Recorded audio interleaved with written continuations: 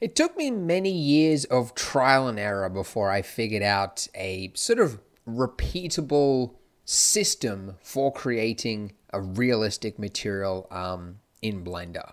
But I want to share it with you in this video by showing you how to create a realistic wooden floor, which looks great in interiors or anywhere else you want to put it.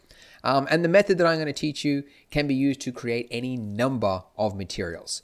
So while it sounds like really like simple basic stuff, like it's wood, right? Who doesn't know how to just slap a texture on something? I'll be explaining a little bit more of, what different texture maps are used for, why they're necessary, and then also how to add that final detail of like surface imperfections across the surface.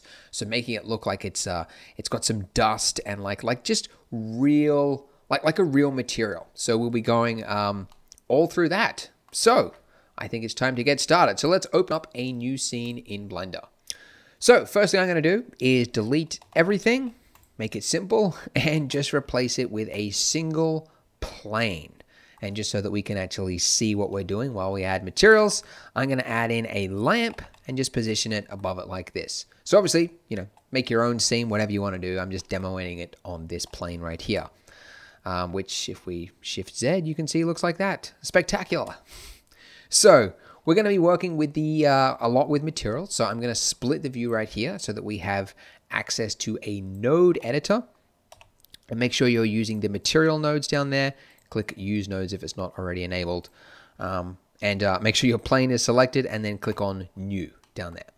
Okay, so we've given it a new material. Now, of course, we need a texture so that it starts to look like wood somewhat.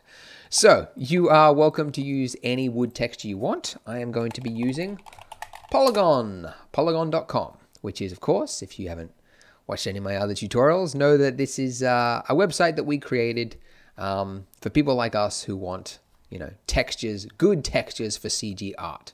So now that I'm here, I'm in the wood section, and at the top here, we've got a bunch of new wood textures which we've just added. So it's actually no coincidence that I'm doing a wood tutorial right now because I want to use them. I want to show, how they work. Basically, these ones here, like we made them because I noticed that if you go on like other texture websites, a lot of their wood flooring categories are quite limited. Like there's only like a few, and some of them look okay, and others you don't get a lot of variety of different colors and things. So we actually built these textures from scratch. It was a lot of man hours to pull it off, but they look great. So anyways, the one I'm going to use is this one right here, Wood Flooring 44, which is sort of like a nice, sort of like, I don't know, like a warm, standard medium type wooden flooring sort of look, right? Now on Polygon, we provide all the maps. So you've got all the different ones right here. If you want, you could download a zip, which has all of them, but I'm just going to start with the diffuse map, which is what most texture sites would provide, this sort of color map right here. So I'm just going to download the 4K one. You're welcome to download 1K if you don't really need it that high res, but I'm going to get in really close with the camera. So I want to get it at the highest res. So 6 megabytes, how fast can it download? Actually, I was looking at a graph this morning that showed like the different countries and how much different countries pay for their mobile data. And like Canada has the most expensive mobile data in the world, and Finland has the cheapest by a long shot. They pay nothing. They have like unlimited mobile data and they pay nothing for it. It's crazy. Anyways, so now that I've downloaded it, I'm just going to drag this over to Blender and then drop that in. Very simple way. And then I'll just add that to the diffuse shader and I'll hit Shift Z. And of course the neighbor starts mowing his lawn. I'm going to push through it. So if you look at this, doesn't look very good because you can't see the texture. And the reason for that is that we haven't UV unwrapped our plane yet. So if you've been following along, just make sure you do that by going to edit mode, hit U, unwrap, and that's all you need to do because it's just a plane. And now you can actually see that it looks like wood. Okay, but it's a boring wood, right? It looks like it was printed out on a piece of paper. There is no shine to it whatsoever. Now, if you've been using Blender for a while, you'll know that you can very easily add shine to any material by, doing this, like go add in a mix shader and then you combine it with a gloss shader. And honestly, this is how I have made tutorials for the last 10 years. Well, since Cycle, so maybe 5 years, right? This is how I made every material, right? But it wasn't until a couple of months ago, actually probably 6 months ago, that I discovered the PBR workflow. And that's that basically real materials, there's a lot of complexity that goes on in a real material. And so in order to pull that off, to make a realistic material in Blender, you have to do a lot more stuff than just this.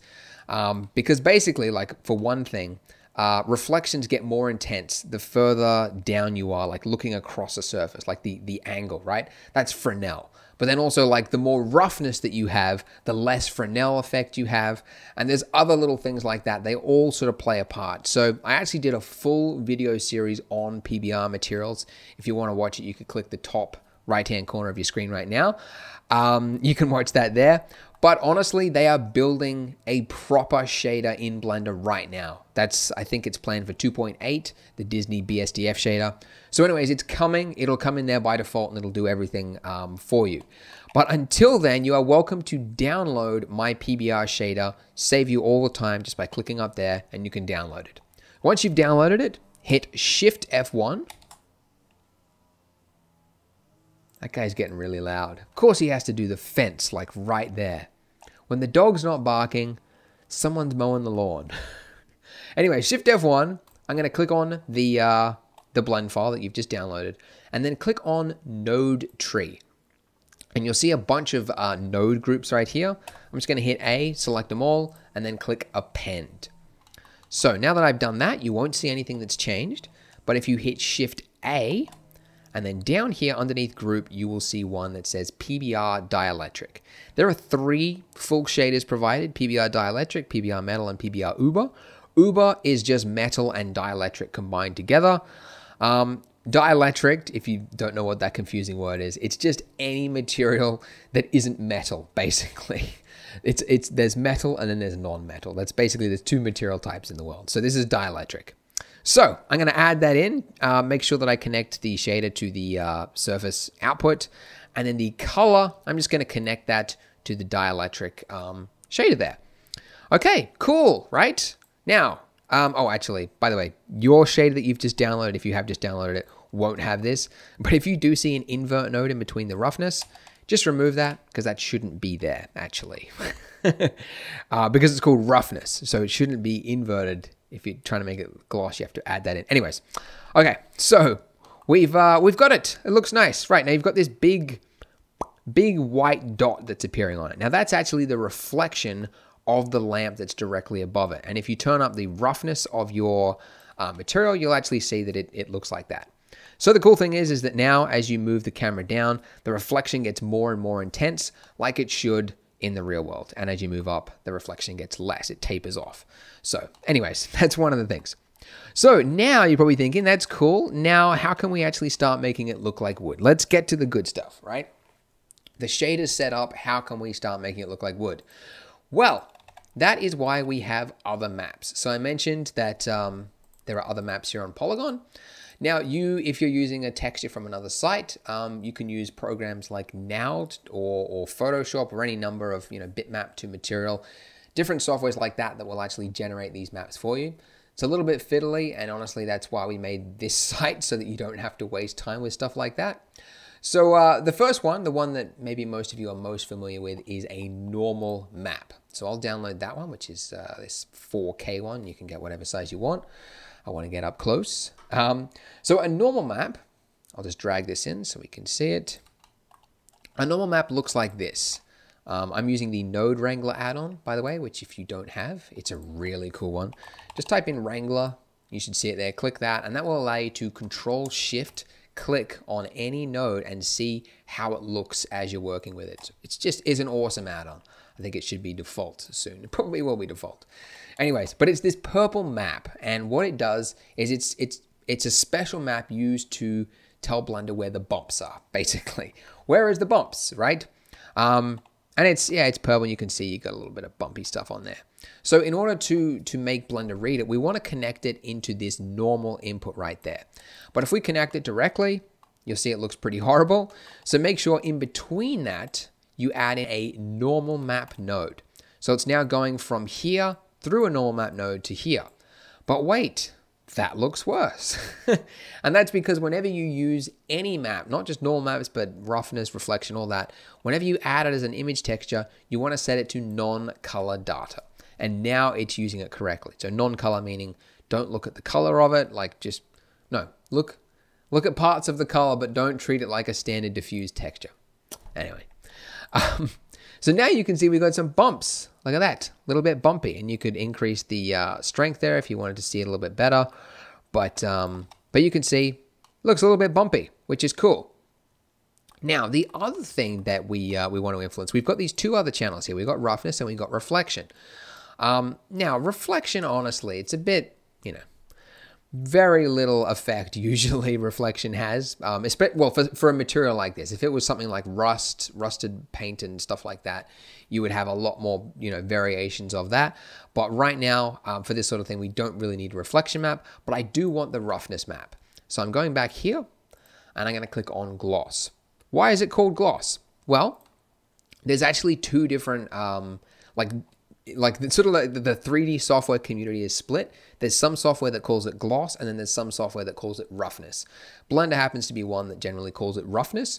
Gloss and roughness are just inverted. It just means if you use a gloss map in a program that refers to it as roughness, you need to invert it, and vice versa. So there's no difference between gloss and roughness other than it is inverted. So I'm now going to take that, drag that into Blender, and now connect this to the roughness input. And again, make sure you set it to non-color data. Okay, now as I mentioned, you want to make sure that you invert it. So I'm going to add in a color, invert, drop it in right there. Okay, and there we go. Now, our wood is starting to take shape. Now, by the way, what this thing is doing right now, this is our map, and it's basically looking at the white values, and it's making it either more reflective or less. The roughness, like the glossy, shiny effect, like how wide that reflection sort of looks. So some parts are going to look sharper, and some parts are going to look more softer looking, right? Like more matte. So that's basically what that's doing. It's very, very subtle, and honestly, you probably won't notice that much of a difference, but it is there, and it is adding very, very slight changes to the surface. Now, by the way, if you ever download a map and you don't like the way it looks, and you think like, yeah, that map, let's say, I don't know, maybe it was like that or something, and it's like, I don't like the look of this map. What you can do, and that's why I included this in the PBR material download, is this less more slider. It's a special math slider that I created that allows you to exaggerate or decrease any map, and it basically just allows you to make it go further to white or further to black. And it's just a really handy slider that just gives you full control. It gives you the control that this thing has that you lose when you add in a map like that. So you put that in between it, and then you now have full control, so that if I want to have, if I want to make it look more, I can go like that or vice versa. But this actually looks pretty good. Whoops, like that. So, all right, now that's pretty good, right? Well, in some specific cases, some materials, you might want to use a displacement map. So a displacement map looks like this. Not much there. It's this black and white image that generally, like if you've seen my micro displacements tutorial, or you've, maybe dabbled in this, where did it even go? Displace, you've maybe used a black and white displacement map before, but you can also use it in conjunction with a normal map, which is what I want to show you right now. So right now, the bump map is influenced by this normal map here, which is this, this fine grain across it, whilst also adding the gap, like between the planks of wood, right? But this one here will also, if I just download it, you'll actually be able to see it, but it will add in a different type of bump map. Now, honestly, this is completely varied depending on what materials you download or whatever. You might have different things, but I just want to show you how you can combine a normal map and a black and white bump map together to create something, even better. So I'm going to take this. Oh, by the way, let me put this in. I'll just show you what I meant. There's two. There's displacement, and then there's displacement 16-bit. 16-bit just means it's saved as a TIFF file, which has 16-bit color range. So sometimes if you're using a displacement map and you've got it affecting geometry or whatever, you can see like stepping that affects like this jagged edge. And that's just limited to the JPEG's compression. So I just generally, if you see 16-bit, why not use it?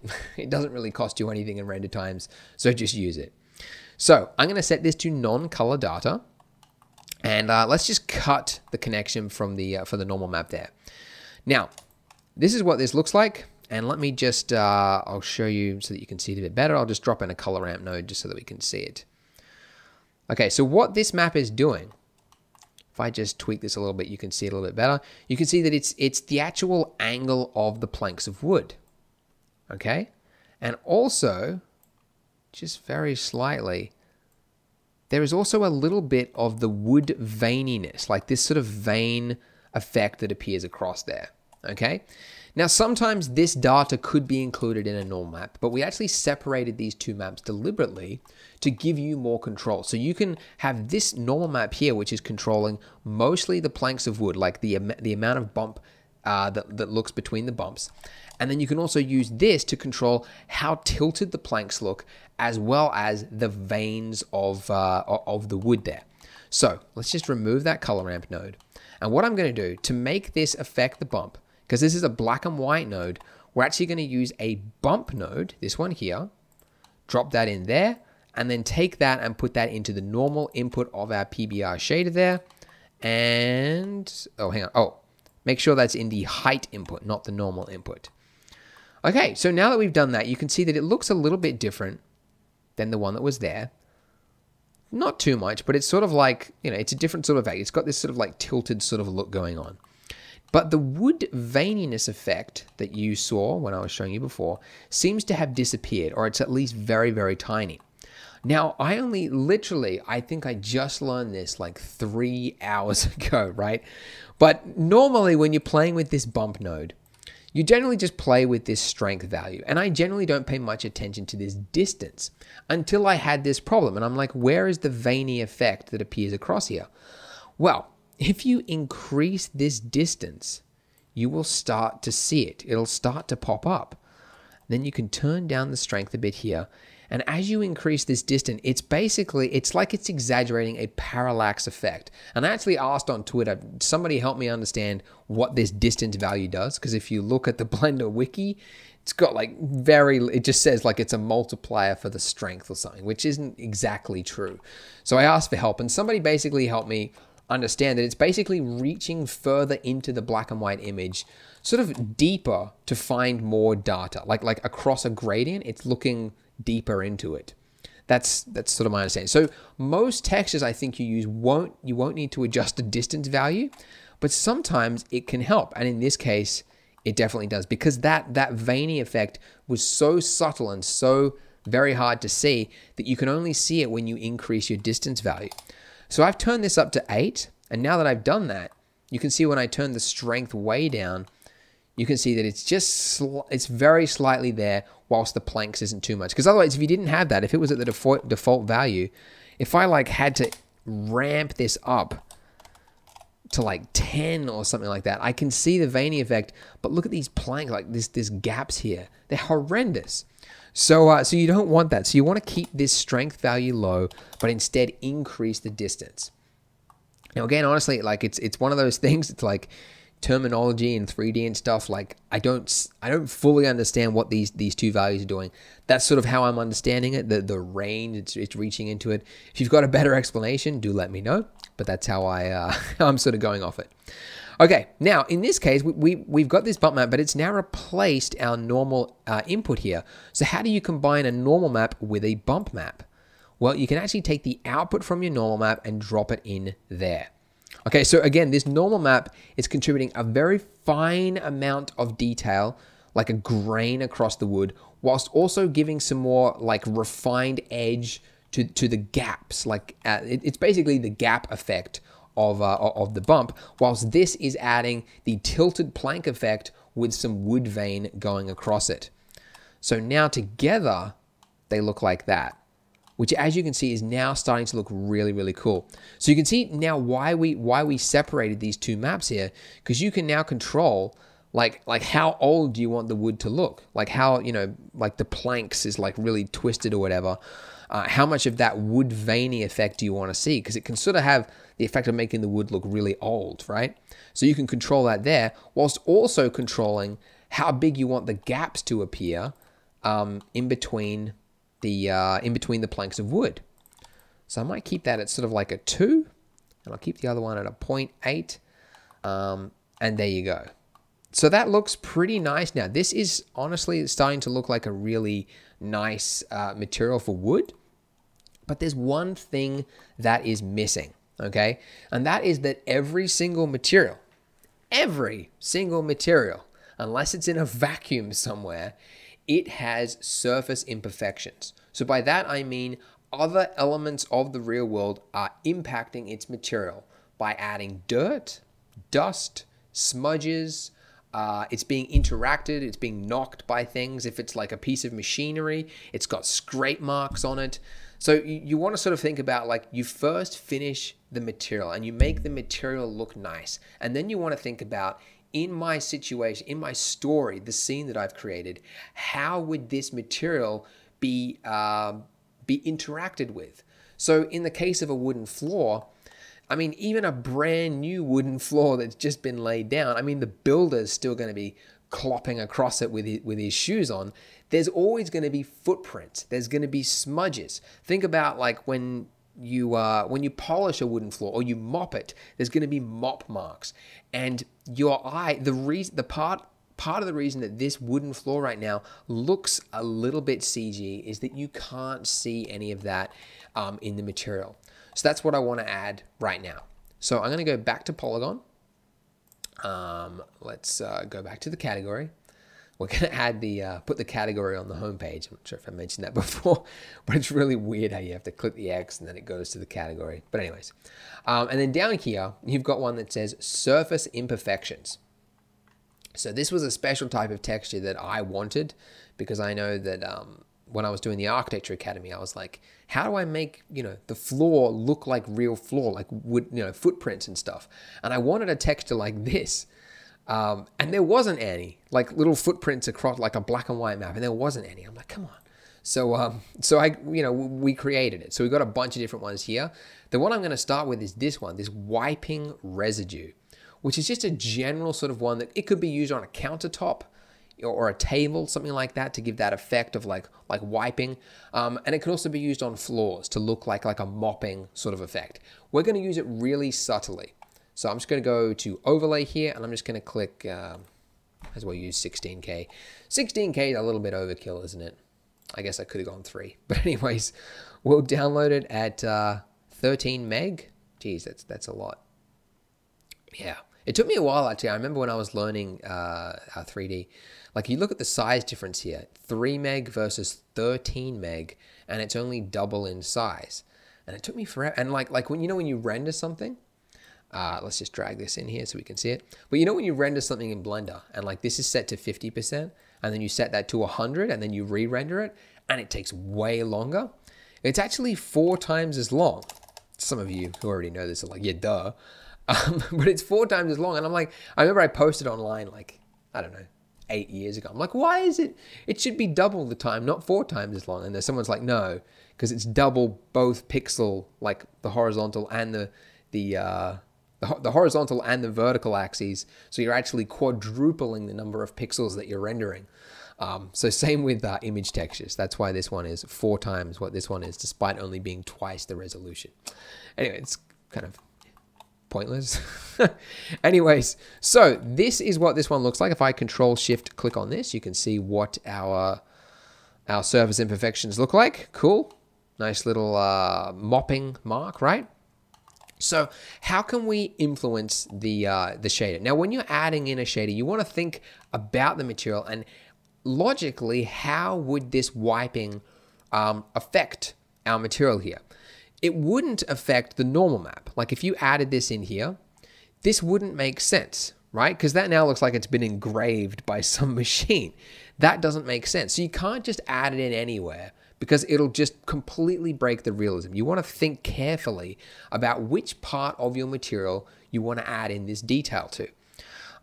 So there are two places that you could generally, like in this sort of thing, that you would add it in. One is to influence the diffuse. So you could drag it and drop it sort of in there.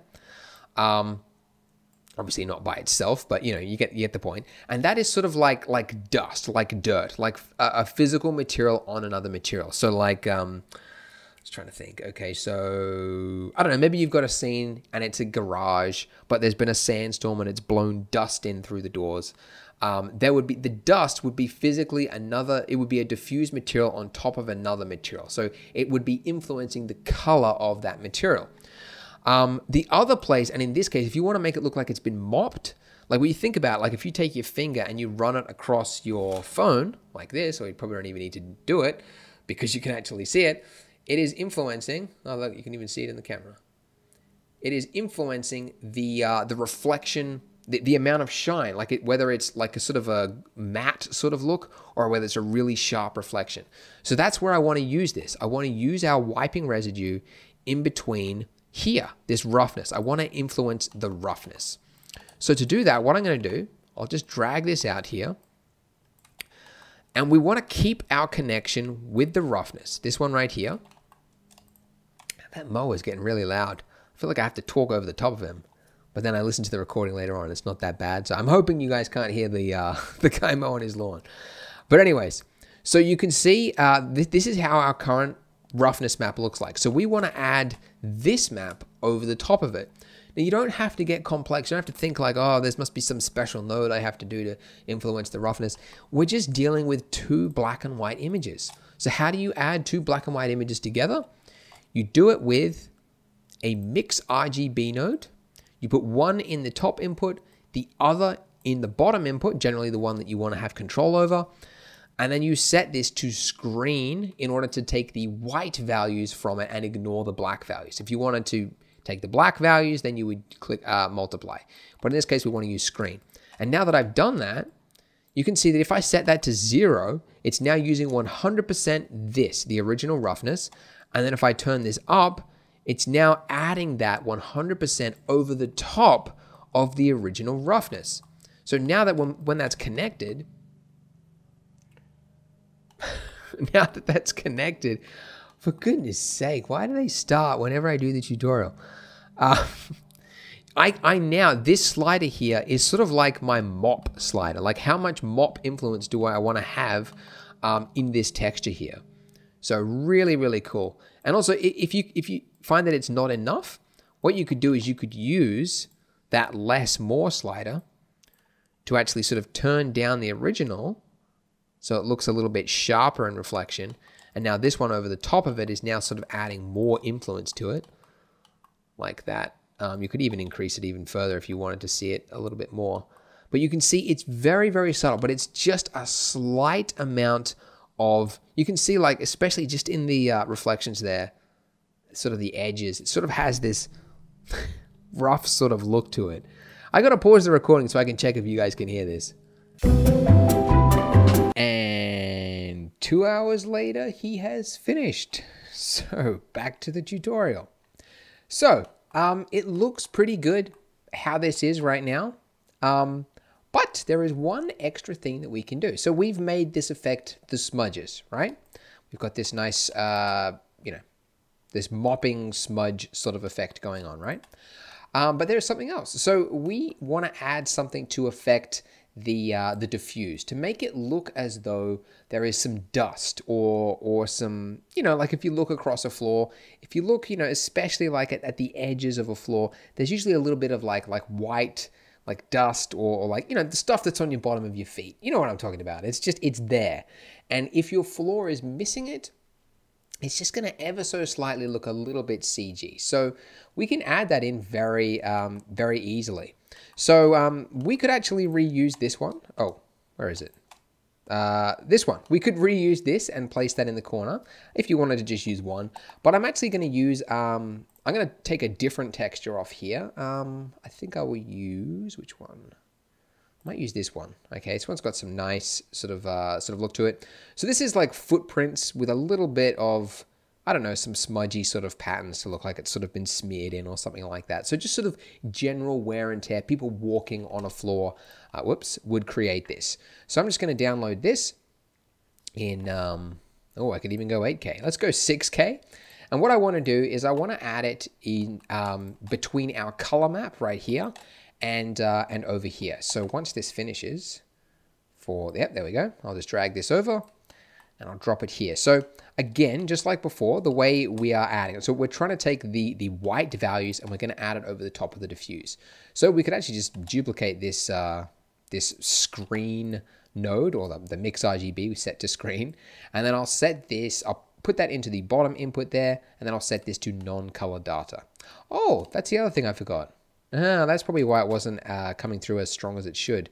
The wiping, there you go, should be set to non-color data as well. So let me just actually just, okay, there we go. Now it's a lot. I was wondering why. I was thinking like, this doesn't look as good as the first time I did the tutorial.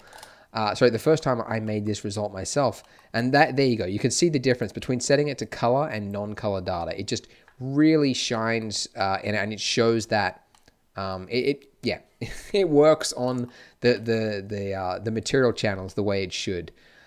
So there you go. Okay, so back to this. So set that to non-color data. Put this through screen like that. I blame it on the lawnmower guy. I was too busy. I was distracted. Thinking about what he was doing. Let's go with that. Okay, so we've added that over and we set it to screen. Now that's too much, right? Now you can dial this back like this, and that's it's pretty cool, but this doesn't look like, this just looks like paint, like actual physical paint on it. We want it to be very subtle, and we only want it to appear in ways that it normally would. So this sort of thing, this like fine dust, is generally like if you when you look across a kitchen countertop and you could see like little dust particles and things that you normally wouldn't see. So that's because of Fresnel, in that the sort of, I guess, the rougher parts are sort of more visible once you're at a greater angle. I don't know if I'm talking the right way, but anyways. So we can actually do this very easily by adding in a Fresnel node right here, and then using this to power the screen value right there. So you can see when I did that, what it did was, you see right down here, right in front of the camera, when I plug this in, you'll see that disappears. So what this is doing is it's now influenced by by where the camera is positioned. So when I'm looking dead on, it's almost not there. And then as I tilt down, you can see it becomes more and more and more visible, to the point that when it's almost right down here, it's 100% visible. So that's really cool. Now, if this is too much, and like again before, like we had this slider here, but when you plug in this, you no longer have that slider. So that is where this more slider comes from. Very handy. I use it a lot now. So I'll drop that in here. And now you'll see this is the standard Fresnel effect, right? But then if I put it through this, if I dial this back, you can see that it's the exact same Fresnel effect, but it's reducing its impact. So now that basically now becomes the control of this. Oh yeah, this, by the way, if you just have a look at just this screen here, you can see the Fresnel effect very effectively. So like head on, and then you can see it becomes more and more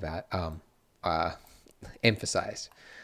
Okay, so now that I've done that, you can see that it's now just becoming into view sort of like around the corner, sort of where it should. Let me just check this through here. Oh, that's still too much. Yeah, so I'll dial it back to be just a fine amount. Like, I mean, 0.7 is probably too much. I might go like minus 0.8 for the final one, but I do just want to see it just a little bit. So I'll just put it up 0.7 so you guys can see it a bit better. But there you go. So yeah, so that's pretty cool. The other thing I might do also is I'll just take the output from our wiping one here, and I'll just put it through this one here. So basically I want to make it so that it's both the footprints and just so that it's a little bit something else. I'll just put in the wiping effect on top of it. So I'll just add in another mix RGB node here like this, set this to screen, and then I'll combine the two of them together. And since this is going in here, it's now using both of them together over the top of each other like that. So now it's like, it's just a little bit extra, sort of like a, pasty whiteness in the corners there. So it looks a little cooler. So there you go, guys. So that's basically it. I might dial back that so you could see the mopping floor just a little bit. I'm going overboard here, but you get the picture. So this looks very. I'll drag this out so you guys can see the final node setup. This looks, pretty complex, and I totally understand. If you're looking at it and you're like, oh my goodness, how am I supposed to do this when I make a new material, right? So really just think about it the way that we built it. So you start with the basic material. So you're using the correct maps, using a diffuse map. Then you're using the gloss to power the gloss, and then the normal map to power the normal map here. And then as well as that, for a little bit of refinedness, I used the height map, okay? So they went through there. And then for that extra amount of that extra push to make it just look really, just that touch more realistic, we added the surface level detail, the surface imperfections, to make it look like it's been interacted. So for that, we used this floor pattern. We combined it with this wiping smudge effect, and then we combined that with the diffuse color to make it look like physical white dust on top of color, and then put it through a Fresnel node, dialed it back very slightly, and that's given it that white dusty look. And then to impact the roughness, we just added in the wiping effect, and then combined it with our original gloss map over there together to give it just a little bit of a whitish sort of mopped look on top of it, which has created the final value there. So that, really, the way I sort of think about materials, it's sort of 3 steps. The first one is you want to have, for the foundation of the material, you want to have the shader. Okay, that was the PBR bit. You put in the PBR. The second part is the material. You put in the, get all the maps lined up for the material, and then the third part is the surface imperfections. Those 3 steps, shader, material, and then surface imperfections, can be used for most materials. Pretty much 99% of what you do, I think. Maybe all of them. So that's really the way you want to think about it. The values that I've used for my final one are, sorry, I got some guy trying to buy my computer. These final values here, like, tweak them however you want. Don't think of these as the final thing, like, oh, what was the value you used for this or this? Like, really, it's entirely up to you. Like, there's no one, like, if you look at reference photos of wooden floors, there's no one specific roughness, like the roughness that appears there. There's no one specific normal map. Every floor is different. If I wanted to make this look like a more, I don't know, worn out floor, maybe a dirtier floor, I might sort of push it to be sort of like that maybe. It sort of looks a little bit more plasticky now, so I might dial back, the amount of the gaps there or something like that. There's no real, like, one answer, like one fits all. Like, there's so many different types of floors you can make. So really just have a look at it. Have a look at it in your scene with the right lighting and just see how it actually looks. And then just play with it. So that's it, guys. Thank you for watching this video. If you want to see some more, if you're interested in learning more about texturing, click this video here. That will give you the basics of texturing, which is my video where I explained, what makes up a nice material. So if you want to check that out, you can. Other than that, feel free to check out the wooden materials on Polygon. We're adding new texture types as we go along. And if you've got a request actually for a type of material that you want us to approach next, just click the request a texture button down there. Very interested to see your suggestions. Anyways, that's it, guys. Thank you for watching, and I will see you in the next tutorial. Bye.